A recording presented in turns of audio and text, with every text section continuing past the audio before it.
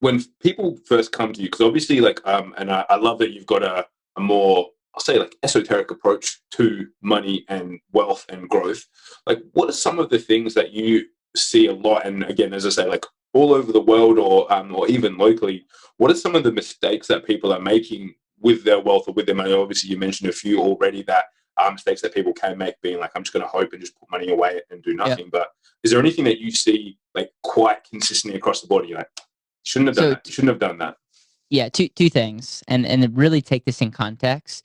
Um, I a lot of times are critical on people that make a lot of money that just wastefully invest it.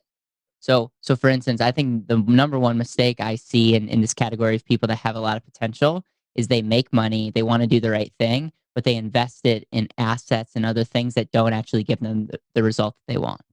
So it's like on one hand, there's the story of a business owner that's killing it in business, could reinvest in their own business and continue to grow, took a lot of their money, invested it in other investments that are not necessarily liquid.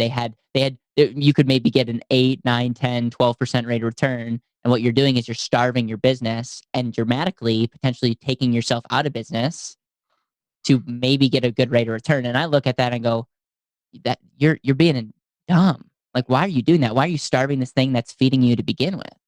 So I think a lot of business owners, they have this tendency of like, hey, I should do this account or I should do this account, instead of taking a step back and saying, where's the best place for my money now and in the future?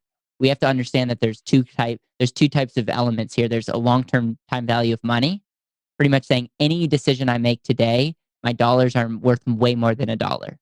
So if you lose $1 today, it's worth way more than just $1 that you lost. If you save $1 and save in a place that could earn interest, that dollar is going to be worth more than $1 in the future.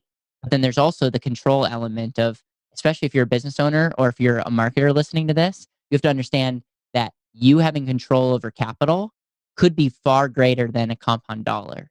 And so you just have to understand, like, where can I get my best value bang for my buck? But we need to understand that there's a compounding and control, and they're very much at war with each other. So that's number one. And so if you're an entrepreneur, really, really take a step back and ask yourself, what do you really want?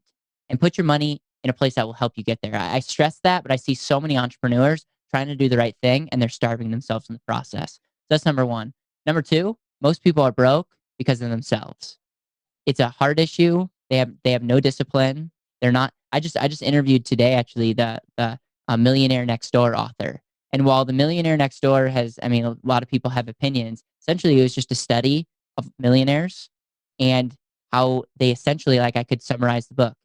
Like, they didn't spend money. They were frugal. They didn't have their identity in the newest car or the newest watch. And I'm not here to judge. I just know a lot of times people are broke, and it's the behavior that the reason why they're broke, and they do this behavior because they're trying to impress their friends that they don't even like. And it's just so evident. I see it so often, and I just think people really need to take a step back and say, like, who like who am I trying to impress here, and what's actually important to me?